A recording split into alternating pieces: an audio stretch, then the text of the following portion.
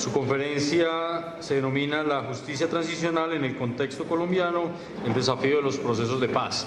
Michael es actualmente profesor de la Universidad de Yale en Estados Unidos, estudió periodismo y letras en la Universidad de Texas y derecho en la Universidad de Minnesota. Es socio fundador de la corporación Punto de Vista y asociado fundador del Instituto Colombiano de Derechos Humanos. Es una persona con amplia experiencia en temas de seguridad, derecho internacional y derechos humanos, y con un amplio currículo, aunque por efectos de tiempo no vamos a leer. Damos entonces la bienvenida al profesor Michael Reis Hurtado.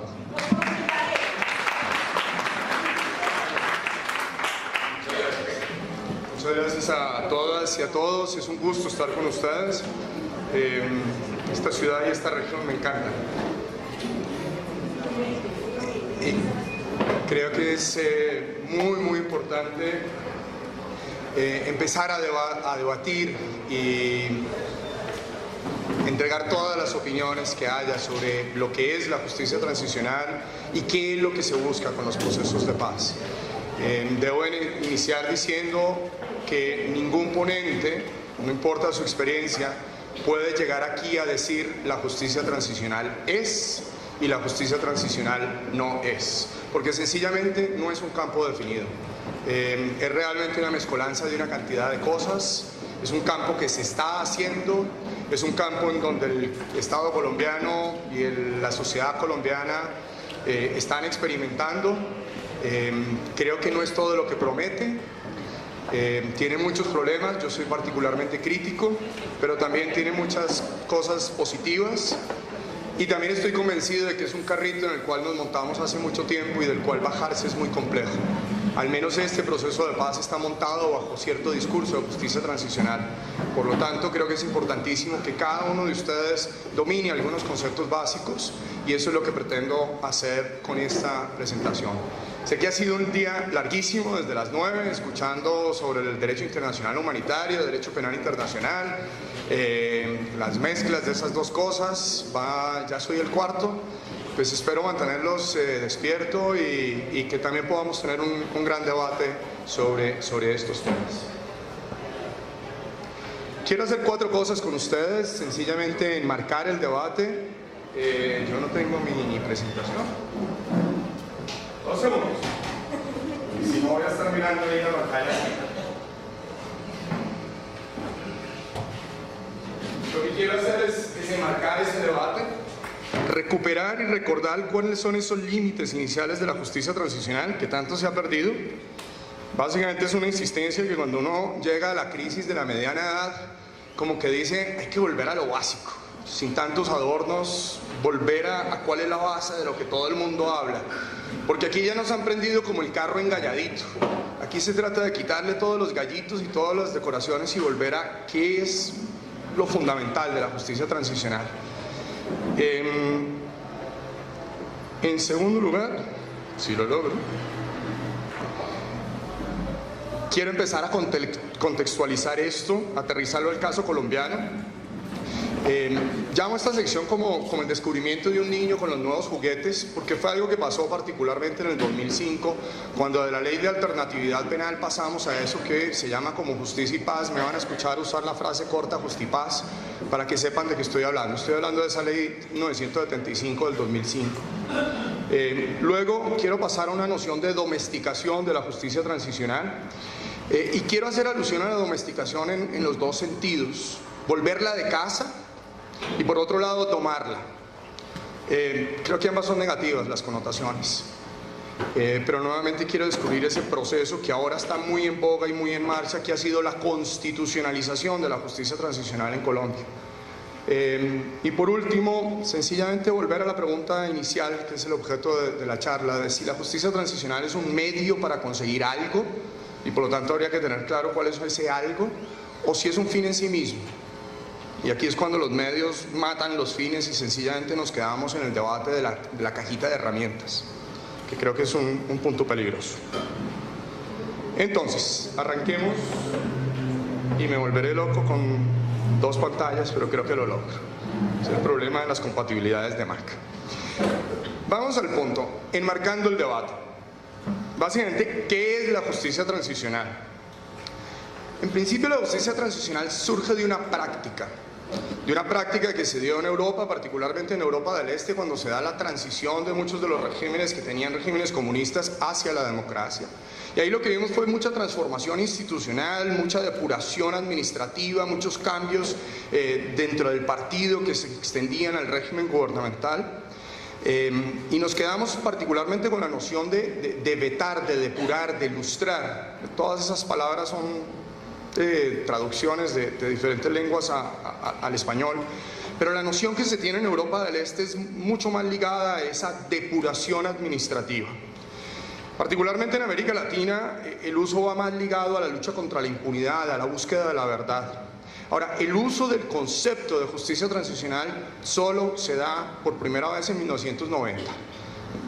Hay una pelea ahí de si es el 92 o el 95, dependiendo de quién quiere asumir la frase como tal, pero por lo general son personas, sociólogos, politólogos, que están reflexionando sobre qué fue eso que pasó con la Comisión de la Verdad en Chile, con la Comisión de la Verdad en Argentina. Pasa después de que las cosas pasan. Entonces es un ejercicio reflexivo sobre la práctica y reitero, esto solo se da a comienzos o a mediados de 1990, o sea que estamos hablando de un campo, si es que es un campo, muy nuevo, o de una noción nueva. Paige Arthur, a quien cito acá, y lo que he tratado es de recoger toda la literatura que hay en lengua inglesa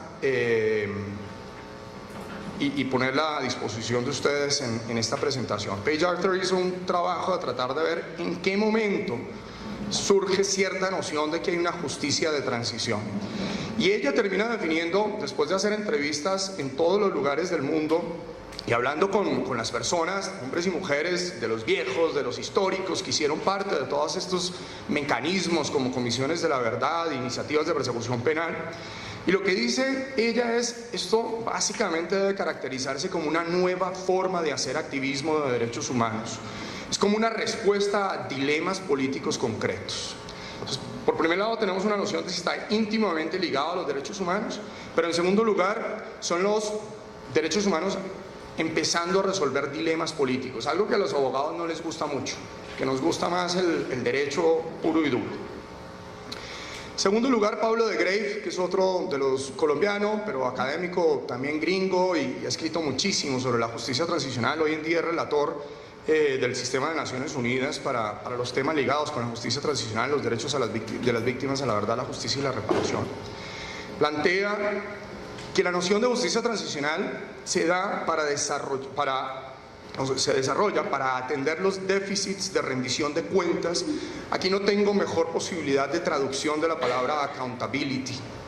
Es rendir cuentas, y eso no es solo rendir cuentas con la justicia, hay diferentes maneras de rendir cuentas. Sin exacerbar la inestabilidad política en contextos post-dictadura. Nuevamente hay una noción de que el derecho que busca que las personas que son culpables de algo rindan cuentas puede afectar una estabilidad política cuando estamos dando cambios en un contexto, y resalto, necesariamente ligado al autoritarismo, en donde hay un cambio de autoritarismo hacia la democracia. Por lo tanto, los objetivos de la justicia transicional en su comienzo, el concepto inicial, abrigaba una noción de democracia, fortalecimiento de la ciudadanía democrática y por otro lado una transformación de regímenes abusivos, represivos, autoritarios hacia regímenes democráticos. Y es importante porque cuando uno concibe las cosas de una manera, los mecanismos que coloca para lograr esos fines están ligados a sus supuestos. Miren ustedes que aquí el conflicto armado no está por ningún lado.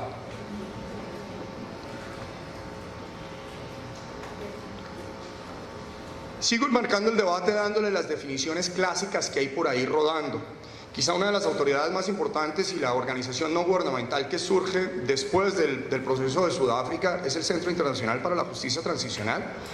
Lleva fundado ya creo que 12 años, dando asistencia técnica a países y a sociedades que enfrentan situaciones de transición con todos estos mecanismos. Y esta es la definición que proviene de la página web del ICTJ. Miren ustedes que en la definición hay una concentración ya en los mecanismos, no en el fin que se busca. Entonces de repente pasamos a un campo que estaba tratando de lograr cosas, a un campo que lo que tiene es unas herramientas. Entonces dice el ICTJ, la justicia transicional es el conjunto de medidas judiciales y políticas, aquí ya nos vamos más allá del derecho, que en diversos países, que diversos países han utilizado como reparación por las violaciones masivas de derechos humanos. Y entre ellas figuran, no es una lista exhaustiva, las acciones penales, las comisiones de la verdad. Ahí había dos.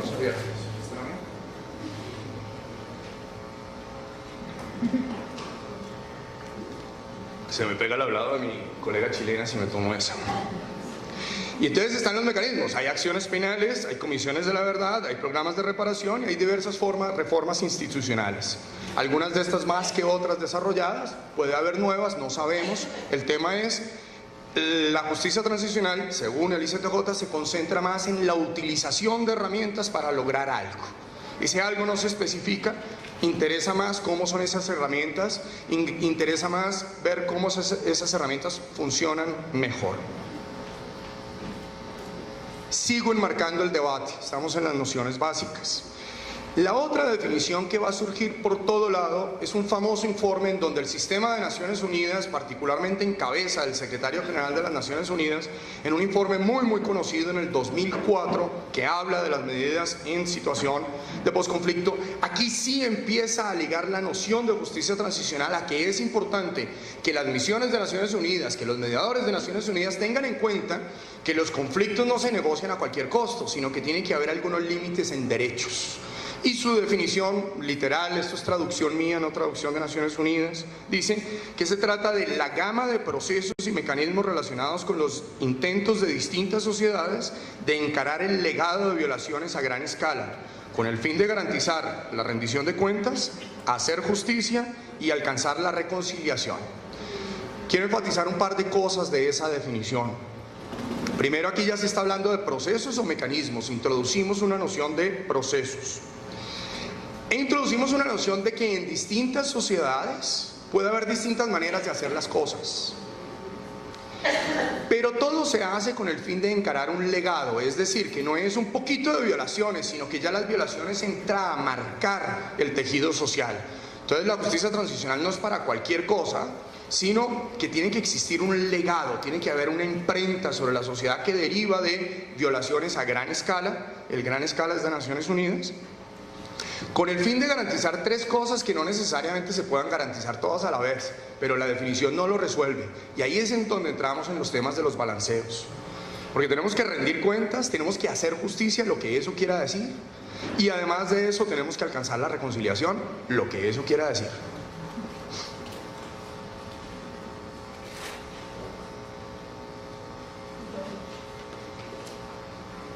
Listo.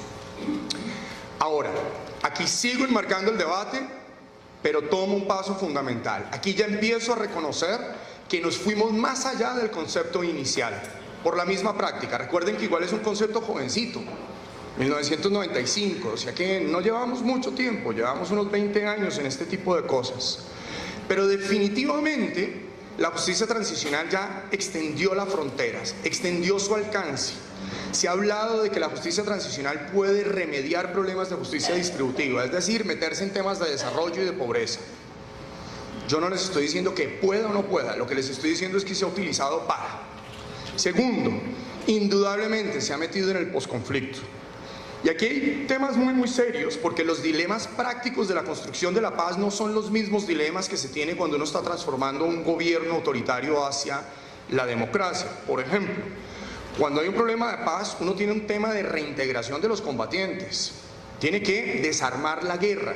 Y aquí no hablo solo del desarme del grupo ilegal, sino también de desarmar el aparato estatal que se estructuró para hacer la guerra. Y es una gran preocupación que existe en los momentos posconflicto, sobre el cual la justicia transicional no ha pensado mucho. También tiene que pensar en temas que en guerra hay desplazamiento forzado, y el desplazamiento forzado implica cambios poblacionales, cambios generacionales, cambios de utilización de tierra, en ingreso a espacios urbanos, regresos, conflictos sociales, recuperación de tierras, modificación de estructuras de propiedad. Son muchas cosas en donde nuevamente la justicia transicional no lo había pensado mucho.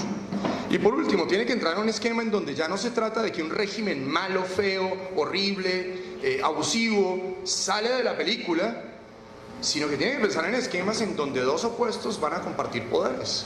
Y los supuestos y las implicaciones de esos dos esquemas son muy distintos. Aquí nuevamente la justicia transicional no ha pensado lo suficiente. Los supuestos y las implicaciones son distintas y además creo que esto es súper importante para decir qué quiere decir la transición de la justicia transicional cuando conceptualmente no existe ruptura con el régimen anterior, cuando hay un acuerdo de paz como el que se hace en Colombia, en donde usted tiene un gobierno negociando con una insurgencia y cuando la apuesta del acuerdo no es crear un nuevo gobierno, un nuevo régimen, una nueva cosa, sino sencillamente fortalecer el Estado de Derecho que ya existe. Eso genera muchas más preguntas que respuestas, lo sé, pero mi tarea es hacer explícito para dónde vamos cuando hablamos de la caja de herramientas de la justicia transicional. Sigo viendo las implicaciones de ampliar el campo de actuación de la justicia transicional en un campo que no es muy bien definido.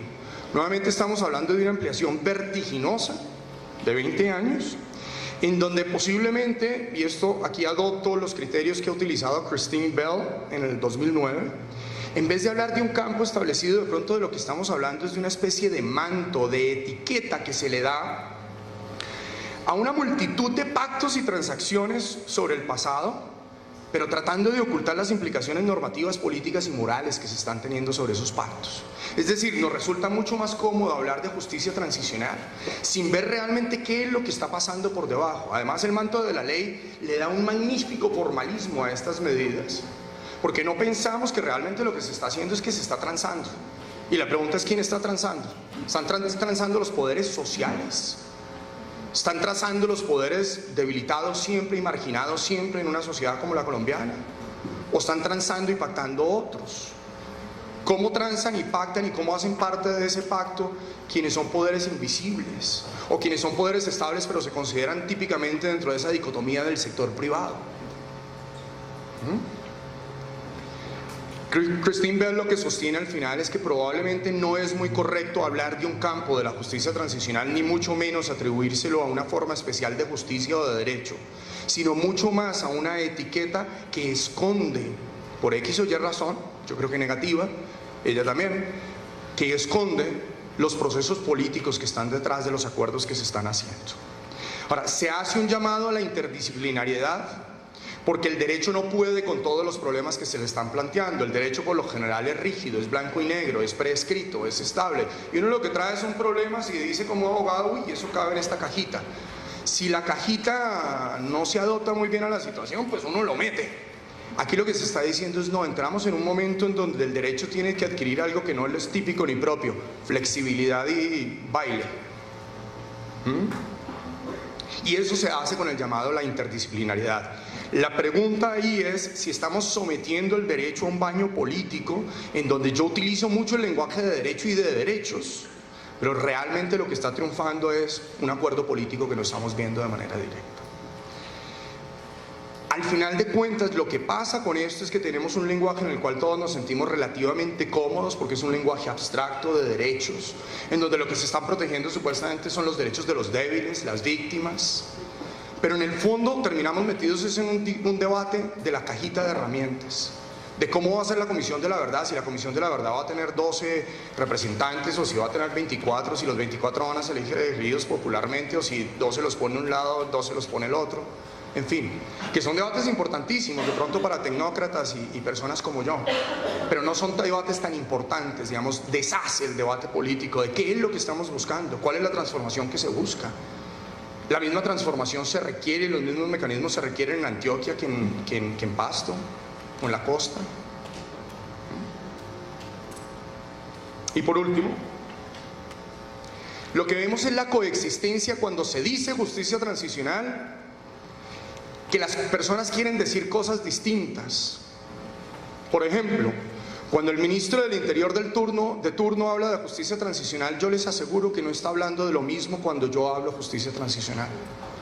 o cuando una víctima o un perpetrador hablan de justicia transicional, les garantizo que la víctima está pensando en lograr la protección de todos sus derechos y el perpetrador está pensando en una bolsa de regalos para que le vaya bien en la cárcel y que salga rapidito.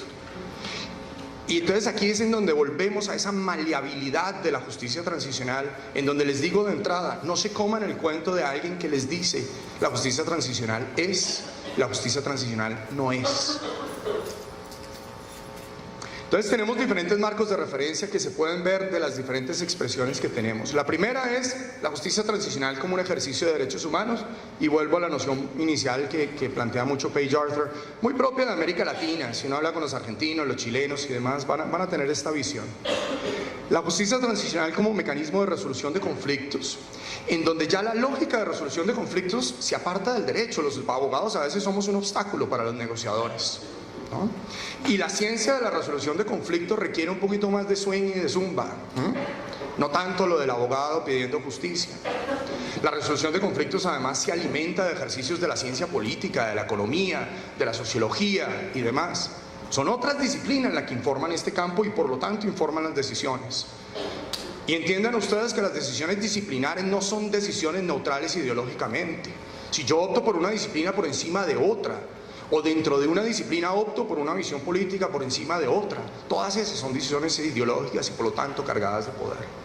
Y por último tengo la noción de la justicia transicional como intervención internacional, y esto ha sido propiamente desarrollado por las ramas más radicales y críticas de los estudiosos, pero en el África cae pesado cuando por ejemplo los tribunales internacionales son los que hacen justicia y no la justicia de los nacionales y los locales. Hay toda una discusión de cómo la justicia transicional es también una forma de intervención del exterior, es una imposición de valores occidentales sobre otro tipo de valores. También tenemos que la justicia transicional tiene referentes muy distintos. Entonces, por ejemplo, en América Latina tenemos una noción de lucha contra la impunidad muy arraigada. Si usted ve el movimiento de víctimas, hay un grito de verdad, justicia y reparación que existió mucho antes de que existieran expertos en justicia transicional.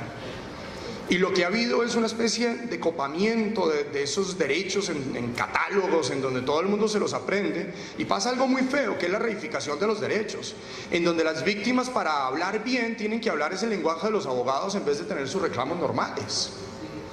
Y eso es terrible.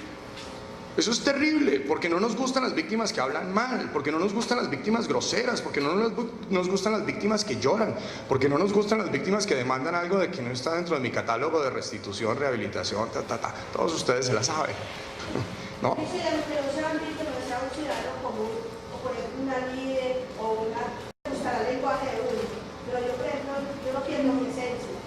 Y es fundamental que no se pierda, pero lo que se pretende cuando empieza a meter el lenguaje en embudos es domarlo, es domesticarlo en ese sentido. La justicia transicional en Europa del Este por lo general se ve con esta transición política del comunismo a la democracia. Y ahí tenemos toda esta visión dicotómica de lo bueno y lo malo, tenemos toda esta visión concentrada en el aparato administrativo, tenemos toda esta visión concentrada en cómo quitarle el poder público al Partido Comunista, y es de ahí de donde se van a ver las nociones. Si uno habla con los sudafricanos, y cojo Sudáfrica más que África, porque Sudáfrica sí que marca un hito en donde la justicia transicional se vuelve ya un objeto de estudio y un objeto de práctica casi que reflexivo, en donde lo que tenemos es un acuerdo de poder compartido, sí, una transformación política y social, pero ya empieza esta discusión de vamos a cambiar amnistías por verdad. Y Sudáfrica marca realmente una visión muy distinta, en donde podemos ver la justicia transicional antes y después del caso sudafricano.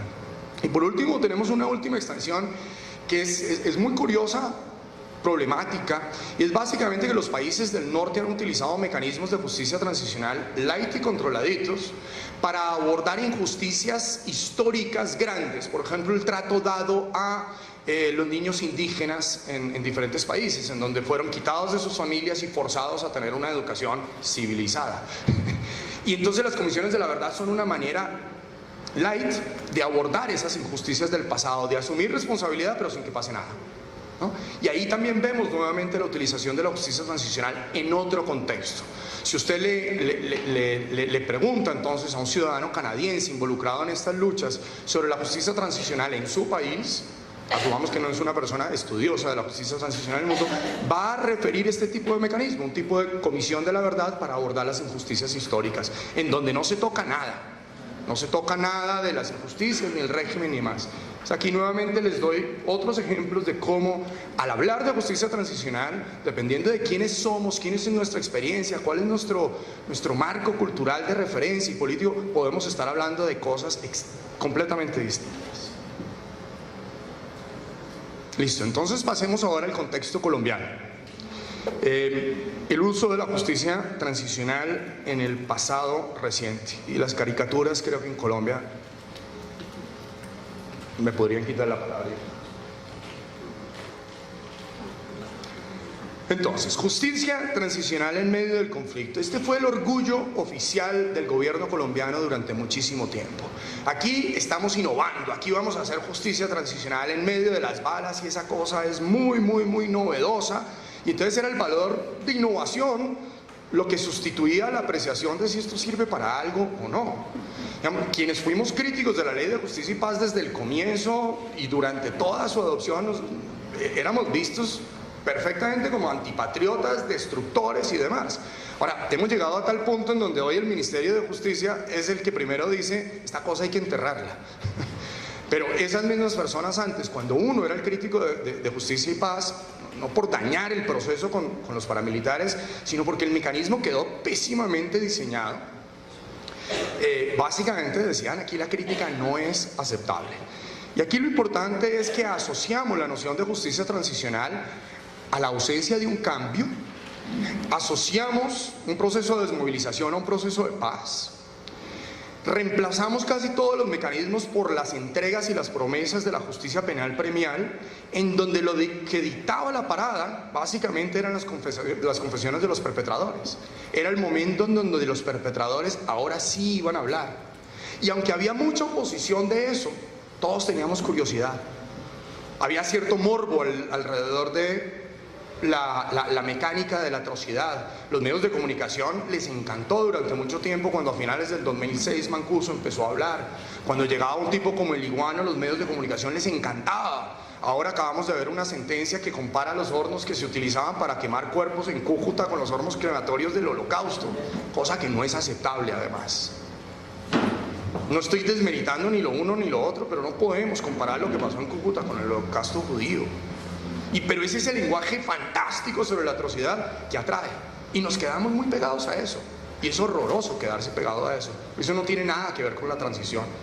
Tiene que ver además con una forma de normalización. Tiene que ver con una forma de adormecimiento de la población.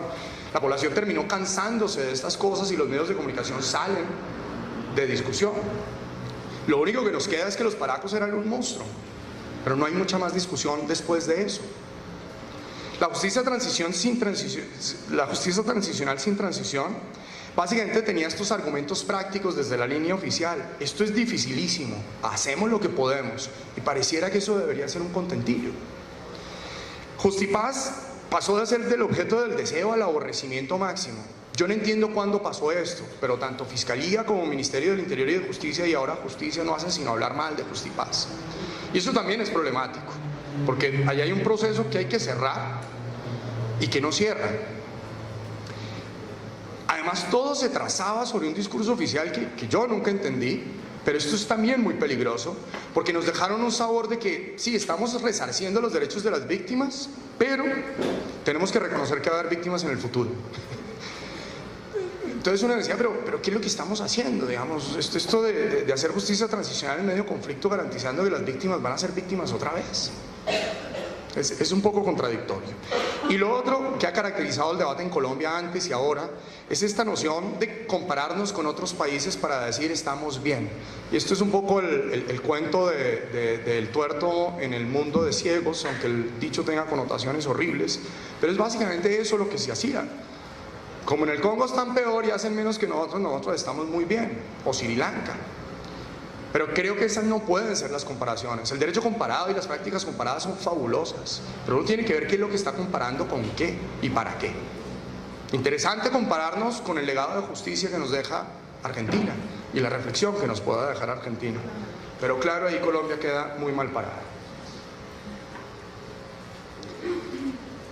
Como no encontré una caricatura de la Ley de Justicia y Paz por 9 años, hice la de 3 años cuando pensábamos que no íbamos a celebrar el 4º en este estado. Entonces lo duplico. Y ahí estamos, 9 años y sumando. ¿Y qué? Empezamos a entrar en megasentencias. ¿Cuántos de aquí se leyeron de comienzo a fin la última megasentencia?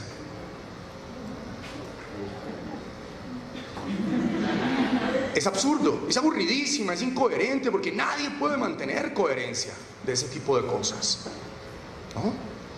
Y el tema es que uno no puede hacer verdad a través de sentencias penales. Sirven, pueden ser súper interesantes, pero no podemos pretender el proceso de debatir la verdad a través de una serie de magistrados tratando de hacer bien o mal su trabajo. Creo que lo tratan de hacer bien, y sacar sentencias importantísimas, pero que no tienen impacto social.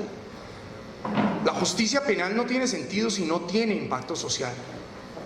Tenemos que poder debatir lo que está en esas sentencias, qué es lo que nos dice, qué fue lo que halló la justicia, y ahí no hemos llegado. Seguimos en este ejercicio de concentrarnos sobre la mecánica de la barbarie del grupo armado ilegal y de los monstruos, y eso realmente distorsiona lo que verdaderamente es la lógica de la violencia en el conflicto armado, porque lo que pasó con los paracos no es anormal, es una situación que venimos viviendo desde hace muchísimo tiempo. Lo que es anormal es que lo hayamos normalizado como sociedad. Los gringos militares tienen un dicho horroroso que se llama el SNAFU, Situation Normal All Fucked Up, y es situación normal, todo puteado. Y en ese estamos en Colombia. Todo está puteado, pero todo no está normal. Y hemos aceptado ese estado de no sé qué, de podredumbre. La concentración en las promesas del derecho penal es algo que trajo Justicia y Paz, que también es bastante complejo. A mí me encanta el derecho penal y he dedicado buena parte de mis 20 años a que el derecho penal funcione. Pero la distorsión del derecho penal, cuando uno cree que el derecho penal lo resuelve todo, que el derecho penal trae verdad, justicia y reparación, es realmente un error. El derecho penal sirve para establecer verdad procesal para condenar a unas personas. Es importantísimo quitarle el poder a esas personas a través del ejercicio público, pero no sirve para mucho más. Es un engorroso trámite ritualista, burocrático, y la justicia penal no se hace como en CSI en poquitos minutos, ni como en La Ley y el Orden en 1 hora. Media hora los polochos y la otra media los abogados. Los juicios son aburridísimos, tardan y demoran muchísimo, la mitad de los procesos son medio secretos. Entonces no hay nada en el derecho penal, sin embargo estamos todos colgados del derecho penal. Como si no tuviéramos derecho penal no tenemos justicia, y eso hay que repensarlo. Hay que ver qué es lo que queremos para ver si el derecho penal es nuestra herramienta. Tenemos todas las promesas incumplidas de verdad, justicia y reparación, y lo uno al uso de los derechos de las víctimas en todo lado como un uso declarativo. Y esto es muy complejo, porque cuando usted no es víctima directa, sino hace parte de un movimiento social o de una organización social y está tratando de hacer trabajo social, o inclusive es parte de un gobierno tratando de implementar de buena fe medidas para restablecer derechos, y usted usa el arsenal del lenguaje de los derechos y promete derecho, verdad, justicia y reparación el primer año, el segundo año, el tercer año, el cuarto año, y las víctimas lo único que dicen es: pues aquí seguimos en la caminadera. Quienes fueron víctimas y se sometieron a los regímenes de desplazamiento desde 1995 y después con la ley de 1997, pues ya llevan 15 años de recorrido. Quienes se metieron en los esquemas de la primera ley de orden público, pues ya también probaron lo que es hacer cola y recibir plata por el muerto. Y perdón por hablar de manera tan directa, pero es súper importante porque ese es el lenguaje que se ha instalado. La verdad, la justicia y la reparación ya no tiene mucha mística, porque se ha usado, se ha rehusado y está rayado el disco.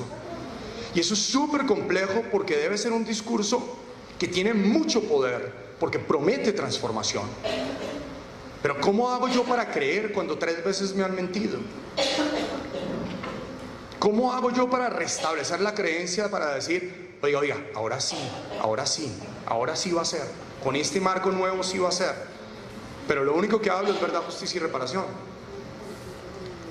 Además, el contexto en todas las medidas, desde las de desplazamiento, las de orden público, que curiosamente después fue interpretado no como asistencia humanitaria para hacer un funeral digno, sino que después fue interpretado como reparación en el marco de un decreto reglamentario de la Ley de Justicia y Paz. Siempre estamos operando bajo una violencia y una coerción como situación normal. Los mecanismos de justicia transicional, por lo tanto, han estado completamente por fuera de secuencia y por fuera de impacto. ¿no? ¿Qué va a hacer que el mecanismo de búsqueda y averiguación de la verdad sea distinto al que vimos reflejado en el Basta Ya? Uno puede tener debates académicos con Gonzalo, pero Gonzalo no es un mal hombre y es un fantástico académico. Entonces, ¿el problema eran los académicos que estaban en el Basta Ya? Probablemente no. ¿Qué va a hacer que el nuevo proceso sea distinto? Esa respuesta solo la tienen ustedes. Esa respuesta solo la pueden tener ustedes y toda la sociedad colombiana. Seguimos en el contexto colombiano y la justicia transicional, y este ya es el último paso que nos aproxima a lo que hoy es justicia transicional, la domesticación de esta. Y menciono la ley de víctimas porque esto es un momento reciente, pero es el momento que le ofrece el discurso al gobierno actual, que es el que está haciendo la paz. Entonces llegamos al momento del 2011 y vemos ahí el acto de firma de la ley de víctimas con la legitimación total del secretario general de Naciones Unidas, Ban Ki-moon, que visitó en ese momento. Tienen aquí la foto. Nada mejor representado que el vicepresidente de hoy, ministro de Hacienda del momento. Y el discurso oficial era: esto es una ley sobre las víctimas, para las víctimas, por las víctimas, es de las víctimas realmente. Tuvimos sí el reconocimiento del conflicto y la promesa de ahora sí vamos a tener reparación in íntegro en 10 años, y el marco en el 2021 se nos va. Pero entonces el camino ya está corriendo.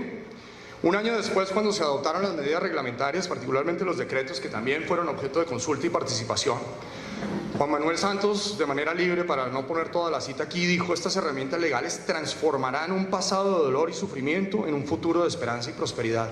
Miren ustedes cómo se utiliza el derecho como arma de transformación, como si la medida formal de adopción de un decreto transformara realidades sociales. Ahora, el impacto político de esto, tanto nacional como internacionalmente, es gigantesco. Yo no estoy cuestionando voluntades de gobierno. Lo que estoy viendo es que se den cuenta de las figuras retóricas que se utilizan y de cómo es utilizada la justicia transicional para ofrecer transformación. Ese mismo día se dio el asesinato de una líder desplazada en Putumayo, nuevamente ilustrando todas las contradicciones que les acabo de plantear en el marco de Justipaz. Ahora vamos a lo que es la última medida. Metidos todavía no en negociación, esto es antes, se debate el cambio constitucional, para julio del 2012 se aprueba. Aquí ya tenemos un nuevo estándar constitucional, y esta ya es una práctica bien compleja colombiana, y es la tendencia a volver todo derecho, como si el derecho nos va a liberar. Y como no nos gusta la constitución que existe, pues la cambiamos. Y aquí lo que hicimos con este marco jurídico para la paz fue crear un nuevo estándar constitucional que es excepcional y transitorio. Pero como en los días de los estados de excepción, lo excepcional se vuelve bastante normal. Aquí hay un cambio para garantizar que la revisión de la legislación futura cuente con un rasero constitucional aceptable. Lo curioso es, yo ya tengo planes legislativos, como la Constitución no me sirve, cambio la Constitución para que después los cambios legislativos que haga sean aceptables. La justificación de la modificación es más que mentirosa, y nuevamente la gente solo lee el marco jurídico y se le olvida leer de dónde salieron estas medidas. Tomada de las ponencias de tanto Cámara como Senado, lo que se dijo es: el proceso colombiano es sui generis. Este es uno de los primeros errores que tenemos en Colombia, creer que aquí todo es nuevo y que nunca ha pasado nada así en ninguna otra parte del mundo. Pero bueno, sigamos creyendo eso. La justicia transicional en Colombia está en crisis. Esto es exótico. Digamos, ni siquiera habíamos arrancado un proceso formal de transición, y el argumento para cambiar la Constitución es para salvar la justicia transicional que está en marcha. De entrada se dice que vamos a seguir momentos transicionales paralelos, y miren que es súper interesante esta expresión, porque aquí lo que dice es que no es que estemos con cambios políticos y sociales paralelos, sino lo que es paralelo son los mecanismos. Miren que conceptualmente nos estamos focalizando sobre los mecanismos, ¿no? La ley de orden público, reparación administrativa, Justipaz, ley de víctimas y las futuras leyes. Entonces lo que nos preocupa es engrasar las ruedas de los diferentes sistemas, abiertos o cerrados. Estamos preocupados es para que la maquinita funcione, y no necesariamente si el embudo de la máquina de DeWalt, quienes son animales, a quienes les gusta Pink Floyd, no nos interesa tanto lo que entra, sino que lo que esté produciendo, y eso es carne molida, sea lo mismo, y que funcione bien el molino. Perdón para los más nuevos o viejitos que no les guste Pink Floyd.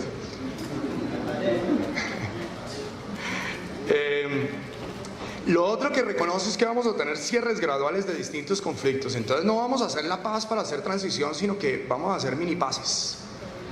Esto ya de entrada nos pone en una situación de quiebre frente a lo conceptual de justicia transicional. Reconocimiento, el conflicto continuará. No soy yo, esto viene de las ponencias. La ley de víctimas tiene el enfoque correcto. Lo que necesitamos es más y mejorar esta cosa. Llevábamos menos de unos meses con la ley de víctimas, pero ya sabíamos que tenía el enfoque correcto. Digamos, esto es típico de una cultura que tiende a judicializar todos sus pleitos. Creemos que con adopción de normas, bien o mal hechas, resolvemos los problemas. Tomen el problema de la cárcel. Mi pelea eterna con todos los directores de ministerios de justicia. ¿Cómo se resuelve la crisis carcelaria? Cambiemos la ley. Y la ley no tiene nada que ver con el estado de las cárceles. Pasa lo mismo un poco con esto. Digamos, ya sabíamos que la ley de víctimas tenía the right stuff, la cosa correcta, y ni siquiera la estábamos implementando. Hay una manipulación de estándares internacionales horroroso. Yo no sé si estos fueron los asistentes de célula legislativa o qué, pero hay una transfiguración de lo que ha dicho la Comisión y la Corte Interamericana en esa posición que es horrorosa. Buena o mala fe, no sé, sencillamente está mal la manera como usaron el derecho internacional. Y nuevamente la eterna comparación con países que nada que ver, Timor del Este y Uganda. Ahora vamos a ver el marco jurídico para la paz. Ahora sí, este chiquitico, son una página y media. ¿Cuántos lo han leído? ¿Perdón? ¿Cuántos? No, esto sí es una página y media. Esta sí la tienen que bajar, los organizadores del evento se las van a votar. Lean esta vaina, tiene un lenguaje medio rebuscado, pero esta es su constitución, esto tiene que tener sentido, estos son sus derechos fundamentales. Da un poquito, sí, pero esta hay que leérsela. Esta se la tienen que leer, es una paginita y media. Les voy a decir un poquito lo que está adentro. Trato de traducir. Lo primero se hace para que sea el soporte constitucional para los mecanismos de justicia transicional.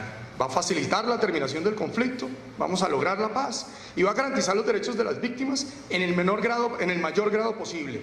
Aquí ya empezamos a entregarle condiciones al derecho, según las posibilidades. Sí, está la gran declaración, vamos a garantizar los derechos de las víctimas, pero después viene la otra cláusula, en la medida en que podamos. Una ley especial proporcionará el tratamiento diferencial a los miembros de grupos armados ilegales, de acuerdo en el marco del acuerdo de paz, y a los agentes de Estado en relación con el conflicto armado. Han escuchado en medios de comunicación todos estos debates de que no se les puede igualar a los delincuentes con los miembros servidores. Después otros dicen que las medidas tienen que ser para todos. El presidente en estos días dijo que no se preocuparan los militares porque también iban a salir beneficiados. Todo ese debate de si son distintos o no son distintos viene justamente del marco constitucional, en donde se trataba de dar un marco diferencial. Yo de hecho creo que hay que tratarlos de manera distinta, porque creo que en efecto hay mayor responsabilidad para quien ejerció el poder público y cometió violaciones. Curiosamente, la mayoría, o al menos la mayoría de medios de comunicación, cree es al revés. Pero el hecho es que sí estamos frente a una noción constitucional de otorgar un tratamiento diferencial. Habrá una ley que determinará las herramientas de justicia transicional y estas serán judiciales y extrajudiciales, no dice cuáles. Pero ya sabemos que necesitamos una comisión de la verdad. Entonces se establecerá una comisión de la verdad. Y por eso es que estamos discutiendo una comisión de la verdad. Todavía no hemos discutido para qué. Porque no sé si necesitamos otro informe, porque les cuento que si el informe de la verdad de Chile tuvo, ahí ya llevan 3, varios volúmenes, yo no me acuerdo cuántos son así. La de Ecuador, que fue chiqui, tiene 5 volúmenes. La de Colombia va a tener tamaño volumen. Pues ahí estamos con los libros del Centro de Memoria Histórica, nuevamente fabulosos, pero ¿para qué? Nuevamente tienen que generar debate. Y yo no puedo generar mamotretos académicos, sino que tengo que generar debate. Si es la tele lo que genera la cosa, si es la música, si es el teatro, si son las cartillas, si son los cómics, lo que sea. Pero tenemos que tener mucho cuidado con la producción académica de informes grandototes. Pero ya sabemos que vamos a tener una comisión de la verdad. Es más, me han invitado a participar en debates sobre cómo sería mejor conformarla. Pero pues es terrible. Ustedes los países, yo nunca me acuerdo de los dichos, pero esa vaina es parecida a eso de ensillar a las bestias antes de traerlas, algo así. Eso. Vale. Entonces, segundo punto del marco jurídico para la paz. Definitivamente tenemos una noción de que la priorización y la selección de las causas penales de la acción penal hace parte de la justicia transicional. Eso lo afirma el marco jurídico. Yo muchas veces he escrito en contra de eso porque no entiendo. Pero ahora hablamos de eso un poquito más. Ahora, va a ser el Ejecutivo, y esto es importantísimo, es decir, la presidencia y el poder de ahí, el que con la aprobación del Congreso determine los criterios para ver a quién se prioriza y a quién se seleccione. Miren que esto es importantísimo. Piensen ustedes si el Ejecutivo está en una buena posición, siendo uno de los negociadores, para ser quien defina a quién es que se le va a aplicar el derecho penal. Porque justamente uno de los problemas de justicia y paz es, recuerden, ¿quién postulaba a los paramilitares desmovilizados? ¿La Fiscalía decidió a quién perseguir? No. Fue una lista que los paracos hicieron, que le entregaron al Ejecutivo, según testimonio de 2 paracos en el Club del Nogal, lista sellada para que el Ejecutivo presentara eso. Fue tal el desastre que Mario Iguarán, casi un año después de iniciada la Ley de Justicia y Paz, decía que de esos 1.600 iniciales, solo tenían identificados 300 y pico. Identificados. Entonces, si algo sabemos de iniciativas de persecución penal es que quien decide a quién se persigue tiene que ser la autoridad judicial con criterio independiente y técnico. Yo primero hago un mapeo prima facie para ver cuáles son las violaciones que tengo. Luego tengo ciertas hipótesis de quiénes son responsables y luego empiezo a perseguir. No puede ser el Ejecutivo con criterio político quien decide a quién se persigue. Pero nuestro marco constitucional quedó así y así quedó avalado. ¿Va a haber concentración con personas con mayor responsabilidad en crímenes? Esa es una frasecita que viene del derecho internacional que realmente tampoco sabemos lo que quiere decir, porque hay aproximaciones de gravedad, hay aproximaciones de mayor comisión, hay aproximaciones de mayor jerarquía, hay diferentes enfoques de qué quiere decir mayor responsabilidad, pero todavía no sabemos qué quiere decir en colombiano. Que tengan connotación, no que sean crímenes de lesa humanidad, se utilizó la noción de connotación, tampoco sé lo que eso quiere decir. Y utilizan las frases internacionales, crímenes de lesa humanidad, genocidio y crímenes de guerra, pero adicionan algo que es exótico, perpetrados estos de manera sistemática. Entonces, adicional a cometer estas cosas, tienen que ser perpetrados de manera sistemática. Yo no sé si eso condiciona solo los crímenes de guerra o si condiciona los otros delitos. Es raro. Hay sanciones extrajudiciales y sentencias alternativas. Se decidirá extinguir la acción penal en ciertos delitos. Esto es básicamente la utilización de un principio de oportunidad grande, es discreción persecutorial frente a ciertos delitos. Esto no es raro, el tema es cuáles. ¿Y qué pasa si no conozco los delitos todavía? ¿Cómo es que voy a anular la acción penal si la gente no ha tenido confianza para quejarse de estos hechos? Y hay lugares muy conocidos por esta razón, desconfianza con la Fiscalía, y yo por lo tanto no meto una denuncia penal. Uno puede decir, bueno, pues un muerto es un hecho notorio. No necesariamente, hay mucho territorio chocuano en donde, por ejemplo, autoridades indígenas decidieron no acudir a la Fiscalía. Entonces hay muchos delitos que ni siquiera sabemos que hayan ocurrido o que no tenemos noticia formal. Y se dice que los criterios deben considerar la gravedad y la representatividad de la violencia. Este marco jurídico para la paz está hecho con mucha referencia al derecho internacional para que el lenguaje que se habla sea un lenguaje que también los internacionales acepten, que parezca familiar. El problema es que no podemos hacer analogía a la justicia que se hace a nivel internacional con la justicia que se hace a nivel nacional. Si yo soy, digamos que vamos hacia atrás en el año y soy el primer fiscal del Tribunal para la ex Yugoslavia, como un tribunal internacional, yo claro que tengo selección y priorización, y como yo necesito que este tribunal muestre resultados, yo puedo hacer algo que un fiscal nacional no puede hacer. Yo puedo decidir, después de conocer los hechos, me voy con estos casos, el resto de los casos que los juzgue la justicia nacional. Porque si yo soy fiscal internacional, tengo el lujo de poder seleccionar los casos en donde me va a ir bien. Es lo mismo que le pasa a la CPI. La CPI no tiene que juzgar todos los delitos atroces ni todos los delitos internacionales. Escoge los que quiere. ¿Estoy mal de tiempo? ¿Alguien dijo Michael? Escogen los que quieren. Entonces aquí parece que hemos trasladado por analogía, haciendo mímica de una cosa que no tiene sustento, en donde ahora el fiscal va a decidir qué selecciona y qué no selecciona. Y pues maravilloso si estamos hablando de un hurto.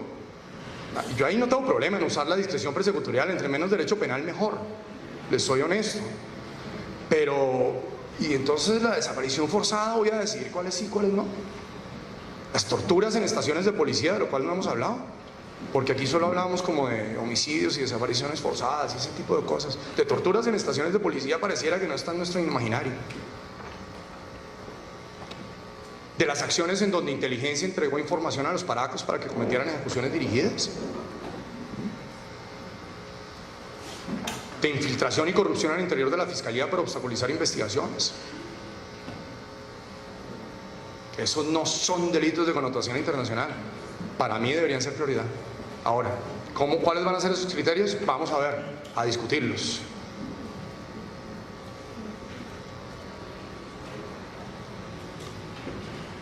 Condiciones para recibir beneficios: dejación de armas, reconocimiento de responsabilidad, contribución al establecimiento de la verdad y reparación de las víctimas. Esto casi que es un catálogo. Liberación de los detenidos y los secuestrados, recuperar los restos de los desaparecidos, entrega de combatientes menores de edad. La obligación de entrar en el proceso de DDR es una obligación y no es aplicable a los grupos que no hacen parte del conflicto armado. Quizá haciendo alusión a la discusión que ustedes daban hace un rato con el delegado del 6CR sobre las BACRIM y demás cosas. Creo que esto es una discusión objetiva de quién hace y quién no hace parte del conflicto armado. Es curioso que todo lo hayamos concentrado en el marco del conflicto armado, porque hay mucha represión estatal y violencia estatal que no tiene nada que ver con el conflicto armado. Buena parte de las acciones de inteligencia y las operaciones de inteligencia para desaparecer a personas no tienen que ver con el conflicto armado. Las operaciones policivas y los homicidios que se dan en el marco de apoyo a allanamientos judiciales no tienen nada que ver con el conflicto armado. Y es curioso que estemos metidos en esta discusión de conflicto armado, reduciendo el universo del cual es aceptable hablar. Yo pienso que sí. El marco jurídico para la paz. El Congreso tiene 4 años para legislar desde su aprobación, ya van corriendo, una vez el Ejecutivo presente el proyecto de ley. Obviamente esto es complejo porque estamos hablando de proyectos de ley mientras que está la negociación, es medio raro en los tiempos que se establecieron, yo no me meto en la mecánica. La discusión se ha dado más alrededor de la participación política de los excombatientes, y aquí lo que no gustó al comienzo era que se basaba en la discusión de la conexidad con los delitos políticos. Ese debate se ha abierto. Es un debate técnico en cierta medida, pero también es un debate absolutamente político, tiene que ver con muchas culturas. Si usted plantea la discusión de delito político en algunos países de Europa, le van a decir que el delito político es el delito cometido por actores del Estado. Yo me especializo particularmente en crímenes de Estado y muchas veces al tener diálogo con los británicos, cuando ellos hablan de delito político, ellos hablan es de eso. Aquí en Colombia hay una larguísima tradición jurídica y política alrededor de la noción de delito político. También tiene una expresión carcelaria riquísima desde hace años. Por eso es que existen organizaciones como el Comité de Solidaridad con Presos Políticos, que es tan importante. Y si uno quiere ver, por ejemplo, contribuciones a la verdad, puede ver lo que son estos esfuerzos que se hicieron cuando en el 58 hasta el 64 se trató de recuperar la historia de la represión estatal por parte de estos grupos. Nuevamente, marginados, horribles, guerrilleros, se les acusaba a los miembros del Comité de Solidaridad con Presos Políticos. Interesante ver cómo una organización vino a ser en Colombia, tiene expresiones regionales. Aquí en Antioquia hay un capítulo importante. Aquí en Antioquia también mataron a 2 de los líderes del Comité de Solidaridad con Presos Políticos. Entonces, esta noción de preso político es una noción jurídica, sí, constitucional también, legal también, pero también es de práctica, también es de política, también es de expresión. Y estamos otra vez en esta discusión, muy sonada últimamente por las declaraciones del presidente Santos. Exclusión de personas condenadas por crímenes internacionales. Esto siempre ha estado ahí, este es el caballito de batalla de muchos sectores. Y nuevamente, miren lo interesante, es muy curioso que personas argumentando cosas muy distintas estén usando el mismo lenguaje. Por ejemplo, tomen a alguien del movimiento de derechos humanos que argumenta esto versus el Procurador General de la Nación. Nuevamente están usando las mismas palabras, creo que quieren decir cosas distintas y creo que están yendo a cosas distintas.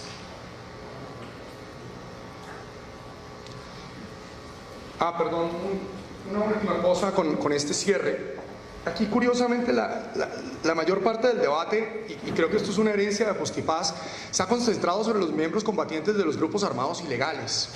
Porque pareciera que estamos otra vez en Justicia y Paz, en donde se van a desmovilizar unos grupos, unas personas, y esas personas son las que tenemos que tratar, tenemos que resolver su situación. Yo realmente me preocuparía muchísimo más sobre los agentes estatales en donde la justicia no ha hecho absolutamente nada. La verdad judicial sobre las FARC es increíblemente rica, porque básicamente tenemos la sustitución de piezas de inteligencia que se convierten en piezas judiciales y llevan a condenas. A veces solo por el delito de rebelión, pero a veces por otro tipo de delitos de peligro abstracto como el terrorismo, y hay personas encanadas que no tienen nada que ver sobre la base de testimonios falsos. Pero la concentración ha sido nuevamente pues, los delitos de las FARC, los delitos de las FARC, los delitos de las FARC. Y realmente si estamos en un momento de transición, creo que es hora de revelar, hablar, justamente de esclarecer aquello que no se ha querido esclarecer, aquello que ha sido objeto de negación y que desafortunadamente sigue siendo objeto de negación. Vamos, el cuento de las manzanas podridas no puede ser una narrativa que todavía creamos cuando tenemos la perpetración sistemática de civiles indefensos o guerrilleros indefensos capturados, puestos fuera de combate para mejorar los resultados del ejército. Aquí tenemos que dar debates organizacionales que de pronto trascienden la lógica del derecho penal, por ejemplo. Ya estoy terminando. Los diálogos de paz, solo quería que tuvieran fechas claras, todos saben, cada uno tiene su opinión. Ojalá haya mayor transparencia y mayor información que nos llegue de los diálogos de paz. Los acuerdos ya los tenemos en su totalidad, los que van hasta el momento, pero recuerden ustedes que empieza esa fase de exploración del 23 de febrero hasta el 26 de agosto del 2012. ¿Qué estaba pasando? Se estaba debatiendo el marco jurídico para la paz, se estaba aprobando. El acuerdo general se logra el 26 de agosto del 2012, se incluye ese punto 5, chiquitico, esqueleto, en la agenda, alrededor de resarcir a las víctimas, curioso uso de palabra, y en donde solo hablamos de derechos de víctimas y verdad, no hablamos de más. Tenemos el inicio de diálogos simbólicos en Oslo, y después empieza el primer ciclo de negociaciones el 19 de noviembre del 2012. En el tema que nos preocupa, tenemos la declaración conjunta de principios, que es el 7 de junio. Aquí nuevamente escribí una larga columna para Razón Pública sobre el tema. La declaración de principios tiene problemas, pero en general nadie se opone. Y el tema es que este lenguaje de derechos está tan extendido que cuando usted habla de derecho a la integridad, no necesariamente es lo mismo que yo creo sobre el derecho a la integridad. Y probablemente mi noción de libertad sea mucho mayor a la de muchos de ustedes. Y el problema es ese, que hablamos de derecho de libertad y pues no hay oposición. ¿Quién se opone al derecho a la libertad? Nadie. Venga, les cuento lo que es el derecho a la libertad para mí y van a ver que varios se oponen a lo que yo creo, ¿no? Ahora vamos a lo que han dicho las dos partes sobre la justicia transicional, porque no ha habido mucho debate. El gobierno ha concentrado su postura en el desarrollo de la ley de víctimas. De hecho, el presidente Juan Manuel Santos dijo que lo iba a hacer con o sin las FARC, es decir, al margen del proceso de paz yo voy a hacer esto. Se concentra en el marco jurídico para la paz y sus bondades, y ahora tenemos un discurso que entró como hace 3 meses, que es, no, aquí estamos acordando la paz después se construye, cada uno de ustedes, y en el proceso de descentralización o territorialización. Y ahora entramos en una fase de construcción de paz. Eso no está mal, el tema es que no es muy claro qué es lo que vamos a estar construyendo. Tenemos ya el aval de la Corte Constitucional, y tenemos una noción nuevamente de que nunca se había tenido tanta participación de víctimas. Y debo decir, y que no quede ninguna duda, estoy absolutamente a favor de la participación de las víctimas, pero me opongo a la participación como un fetiche. Es decir, la participación es un medio para lograr algo, y tenemos que saber qué es ese algo que se está logrando. La participación es un derecho con contenido. Y es muy importante lo que se ha dado hasta el momento. Lo interesante ahora es ver la participación para qué, hacia dónde va y cómo vamos a ampliar esos sectores, ese proceso de participación. Ahora, por su lado, las FARC-EP Han dicho que el marco jurídico para la paz es un obstáculo que daña el proceso, esto es literal. Absurdamente presenta al movimiento guerrillero como un perpetrador unilateral. Nunca se consideraron las opiniones de la insurgencia, y justamente por esa noción de que el movimiento guerrillero es un perpetrador unilateral, estuvo su insistencia permanente en Comisión de la Verdad, sí, pero antes de iniciar las negociaciones sobre este tema de víctimas, necesitamos una comisión de revisión y esclarecimiento de la verdad de la historia del conflicto interno colombiano. Aquí nuevamente nos estamos concentrando en el conflicto interno, no sobre la represión estatal o crímenes estatales. Esta comisión, como saben todos ustedes, fue conformada. Esa comisión debe estar entregando su informe por estos días. Interesante debate. Ahora, a manera de conclusión, para generar debates, y nada de lo que he dicho lo genera, quiero concentrarme sobre esta obsesión de las leyes, y creo que lo reconocen, las leyes os darán libertad. Viniendo de un abogado que no cree mucho en los abogados, es un poco raro que ahora le pongamos mucha fe al derecho. Ahora, lo primero que tenemos es una invocación de la ley para ir más allá de las fronteras. Estamos haciendo la transición mediante el derecho, y ahí la pregunta es si es un derecho para liberar o para liberalizar las cosas, flexibilizarlas, entiendan. Y nuevamente les digo, si hay algo con lo cual los abogados nos sentimos incómodos, es con lo flexible, con lo que no está bien definido. Pero aquí estamos hablando del derecho como si el derecho nos fuera a entregar esa flexibilidad que nunca ha tenido. La justicia transicional yo la veo mucho más como un medio para devaluar los estándares de derechos humanos. Pareciera que es un discurso de derechos humanos, pero realmente lo que está sirviendo es como un manto que tapa los debates políticos que deberíamos estar dando. Pero no estamos dando debates políticos, estamos dando debates jurídicos. Y quienes no sean abogados, que no se metan, porque no saben de eso. Y es súper excluyente, porque es aburridísimo leer leyes.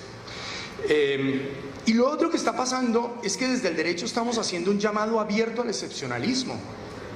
De entrada estamos diciendo, esta es la excepción, pero la excepción se vuelve norma. Alguien ayer en la cárcel decía que estaba haciendo un estudio sobre los estados de excepción en Colombia. Claro, históricamente se declaraban los estados de excepción y demás.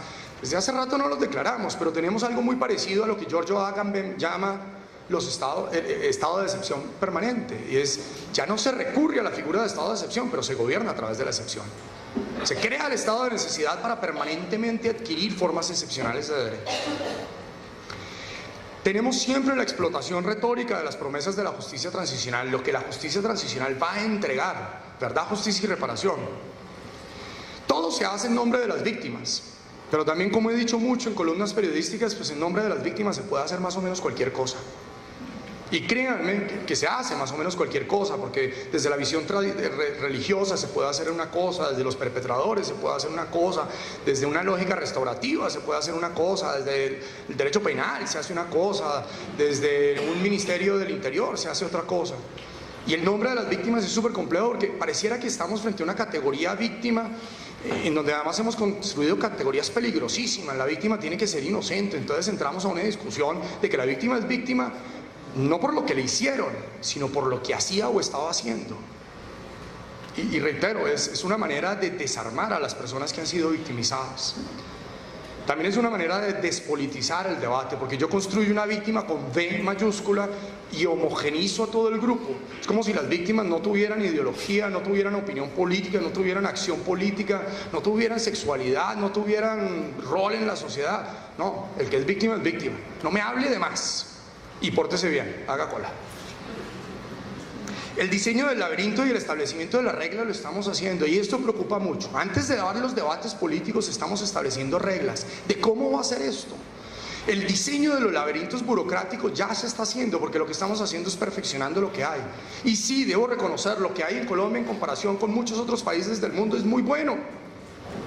Pero si usted habla con las víctimas y habla con efecto con las personas que han sido victimizadas, y usted logra una narración de las personas que hicieron cola en la 387, después hicieron cola con la 975, después hicieron cola con la 1448, algunos se metieron en la 1424 y ahora quieren hacer más cola en la fiscalía y demás cosas. Este laberinto no les gusta ni 5. Y por último tenemos una noción de rendición de cuentas controlada y una justicia controlada. Va a haber justicia, pero la que yo quiera. Va a haber justicia, pero ¿cuál justicia? Y aquí me faltó una. Va a haber transición, pero ¿cuál transición? Muchas gracias.